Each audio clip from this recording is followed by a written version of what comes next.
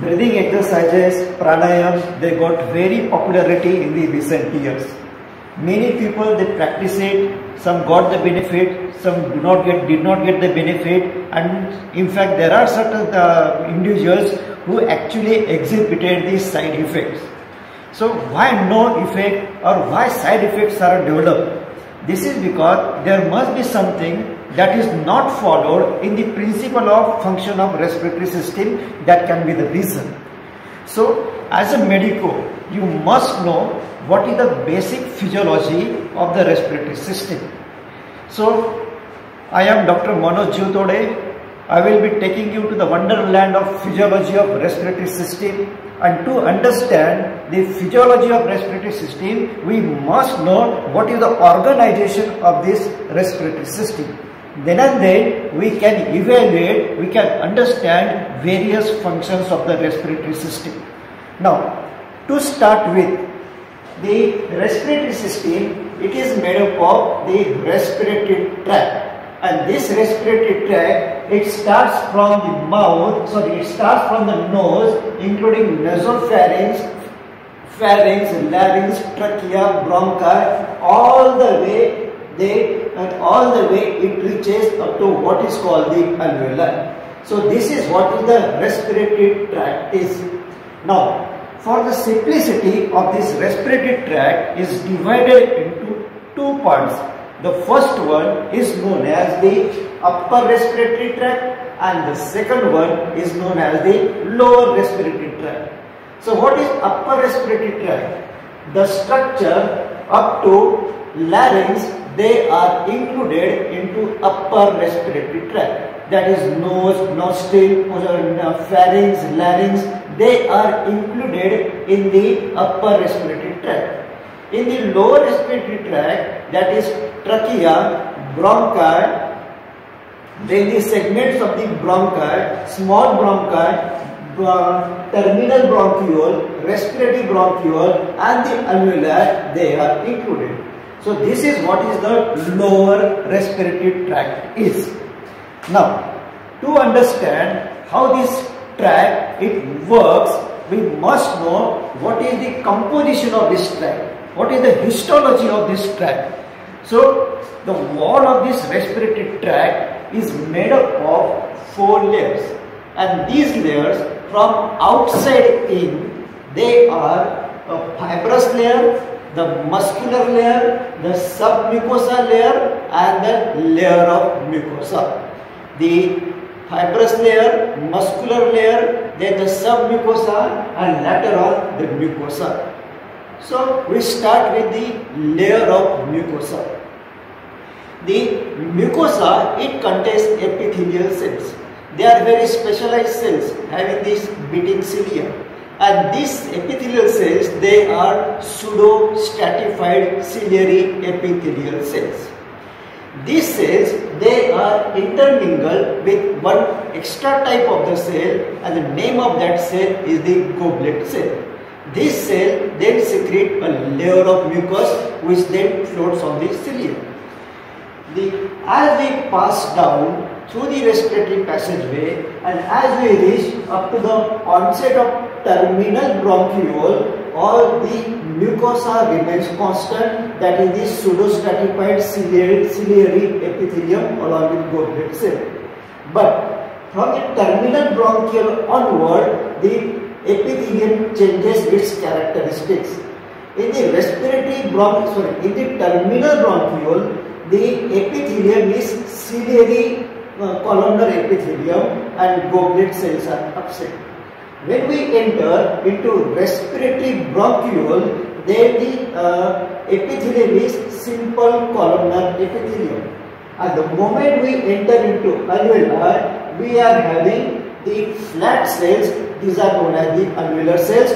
We come to this one later on. So this is how the epithelium changes its characteristics from the in the tracheobronchial tree. Then below mucosa, the layer of submucosa is present and it contains this pink color structure. These are the blood vessels or the capillaries. and the one important gland is present, that is shown in the yellow color. It is known as tracheobronchial gland. This tracheobronchial gland along with the goblet cell, together they secrete the mucus. Mucus forms a layer and that layer floats on the cilia. Now here we are having very important triad, and that triad is mucus is present, cilia is present. These epithelial cells, they secrete the fluid, and that fluid is present around the cilia, that is known as periciliary fluid. And these three structures, that is cilia, periciliary fluid and the mucus, they form what is known as mucociliary system, and that is important for the trapping of the foreign particles and expelling them out by the act of coughing. So this is what is called the mucociliary system. These goblet cells and the tracheobronchial tree, they are conspicuously absent from the terminal bronchiole and the respiratory bronchiole. Reason is what? What is the reason? The reason is very obvious. If they are the diameter of the terminal bronchiole and the diameter of the respiratory bronchiole is so small, if these cells are present, mucus secreting cells are present, that mucus will cause the obliteration of the lumen, and the air movement will not occur properly, and there will be the difficulty in the breathing. That is why in the terminal and the respiratory bronchiole, goblet cell as well as the tracheobronchial glands are present. Now, next layer is the muscular layer. In the muscular layer, the smooth muscles are present, and these smooth muscle, along with the smooth muscle, cartilages are also present. The mass of cartilage is more in the trachea, and as we descend down through the tracheobronchial tree, the cartilage goes on thinning. As the cartilage going on thinning down, the number of smooth muscle simultaneously go on increasing. A stage will come in the lower respiratory tract where cartilage is absent and only what is present is the smooth muscles are present. And this structure is known as terminal bronchiole. Terminal bronchiole is such a structure in the respiratory tract which doesn't have cartilage, but it is having plenty of smooth muscle, and it is responsible for many of the hormones, many of the neurotransmitters released by the autonomic nervous system. In the circulatory system, we are having arterioles which are responding to the change in the diameter, which are responding to various stimuli. Similarly, in the respiratory system, we are having one structure which is responding maximally to the outside agent, and that is the terminal bronchiole, which is rich in smooth muscle. Now, further down in the respiratory bronchiole, smooth muscles are very scanty or they are absent. The question is that since the smooth muscles are scanty or absent, the wall of the respiratory bronchiole, alveolar duct and the alveoli, it is so thin that across them the gaseous exchange can take place. So where is the gaseous exchange taking place? Gaseous exchange is taking place into the area which is contributed by the respiratory bronchiole, alveolar duct, and the main one is the alveoli. So why they are contributing into the exchange? Because their thickness of wall is very thin. Why it is thin? Because smooth muscles are absent.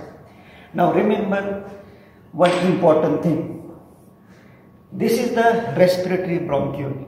This is just like our thin straw. जो straw जो रहता है जिससे हम cold drink पीते हैं. If this straw is disturbed, later on what will happen? The walls of the straw, they can adhere to each other. Okay, and because of that, then the drinking of this cold drink, it becomes difficult. Same thing happens with the what is called respiratory bronchiole. These respiratory bronchiole, the walls of them, they have the tendency to adhere to each other. And because of that, there may be the obliteration and there may be the no flow of the air through them. One substance is released and that substance keeps the respiratory bronchiole open and intact, and that substance is the surface active agent. Now the question is, who secretes the surface active agent? It is secreted by one cell. Name of that cell is the Clara cell. What it is? It is the Clara cells.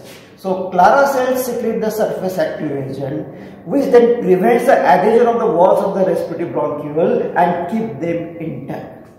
Similarly, when we go into the alveolus, this alveolus is also having the tendency to undergo collapse.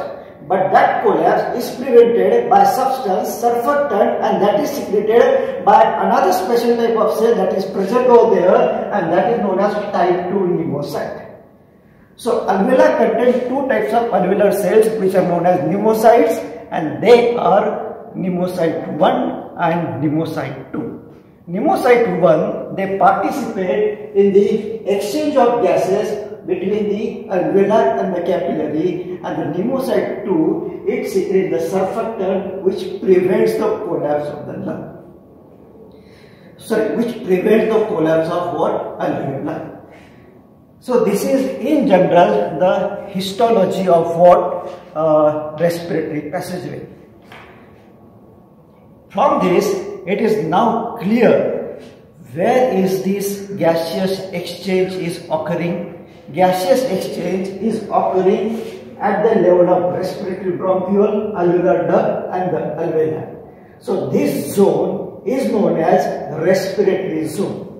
And the part of respiratory tract which is proximal to the respiratory zone, it is not participating into gaseous exchange, it is just causing the conduction of the air, and it is known as conducting zone. So physiologically, tract is divided into conducting zone and the respiratory zone. Anatomically, it is divided into upper respiratory tract and the lower respiratory tract. Now, the Wibben, a scientist from Sweden, Swiss scientist, what he did, he actually counted how many divisions are present from the trachea all the way up to the alveoli. He counted how many are present, and he noticed 23 such divisions are present. To it, he named them as generation. And here, trachea being labeled as 0 generation, primary bronchus as the first generation, then the segmental bronchus as the third generation, and as we go down, the terminal bronchiole, it is labeled as 16th generation. Then respiratory bronchiole along with its small branches together, they are given 17th to 22nd generation. What? 17th to 22nd generation. And the parts which are distal to respiratory bronchiole, they are labeled as generation 23. What? Generation number 23. चलो sir, इतना करने के बाद हमें क्या मिल रहा है, या फिर ये अरेंजमेंट से हमें क्या मिल रहा है? Look at this typical arrangement. What we are getting is that this is the conducting zone. As we proceed through the respiratory passageway, the cross-sectional area goes on increasing. And when we reach the respiratory zone, the cross-sectional area, it is increased manifold. Okay, so this is the conducting zone. And this is what is called the respiratory zone. When the cross-sectional area, or when the diameter is less, speed of movement of air is more. So in the conducting zone, air moves with the more speed. But when it enters into the respiratory zone, the speed of movement of air, it goes down. and by the time it reaches the base, which is represented by the alveoli, the air almost stops over there. That is, there is a cessation of the flow of air. Now this air, it comes in contact with the surrounding pulmonary capillary, and there is the proper oxygen exchange of gases does occur. This model, which is resembling the trumpet shape, it is known as Weber's model. अभी अंगूर खाने के दिन है, अंगूर का season है. अब देखते हैं लंग्स में. If we look from the down, these groups of the alveoli, they look like what is called the grapes, the bunch of grapes. Okay, so all the alveoli together in the respiratory unit, they are looking like what is the bunch of grapes. Now, this lung, it is covered by a layer that is known as pleura. And this pleura, it is made up of two layers, as we know. The outer layer, it is known as pleural layer. Inner layer, it is known as visceral layer. Parietal layer is in contact with the chest wall, whereas visceral layer, it is in contact with the viscera, that is the lung. A space is present between these two layers. That space is known as pleural cavity. The epithelium of the parietal layer, it continuously secretes the fluid, and that fluid is then known as pleural fluid. Can you imagine how much fluid is present all over the surface of the lung in the pleural cavity? It is only 2 ml. So this 2 ml of fluid, it spreads over these two surfaces of the pleura and just keep these surfaces in contact with each other, and thus during the act of inspiration and expiration, they slide over each other properly. So this pleural fluid is helping the lungs to move over each other during the act of inspiration and the expiration. Though this fluid is being formed continuously by the parietal layer, this pleural fluid is continuously drained by the lymphatic system, and thus at any point of time only 2 ml of fluid is present. Now, this lung is supplying oxygen to all parts of the body. So this lung, for the functioning of the lung also requires the oxygen. It also requires the oxygenated blood. So what is the blood flow of the lung? Blood flow of lung is very peculiar. The part of lung from the trachea all the way up to the terminal bronchiole, it is supplied by one artery, and name of that artery is the bronchial artery. This bronchial artery is coming from the descending aorta. I repeat, the part of respiratory tract, part of lower respiratory tract up to the terminal bronchiole is supplied by bronchial artery, which is coming from the descending aorta. Whereas the respiratory bronchiole and the further parts including in that unit, they are supplied by pulmonary artery via the capillary of the pulmonary artery. Though pulmonary artery is having deoxygenated blood, it contains sufficient amount of O2 that is now sufficient for the proper functioning of this respiratory unit.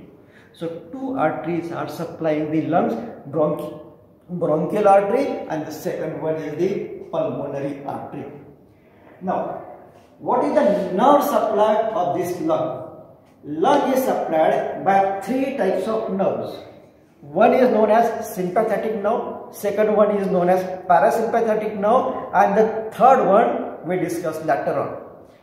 When sympathetic nerve is stimulated, it causes dilatation of the bronchiole, and that condition is known as bronchodilation.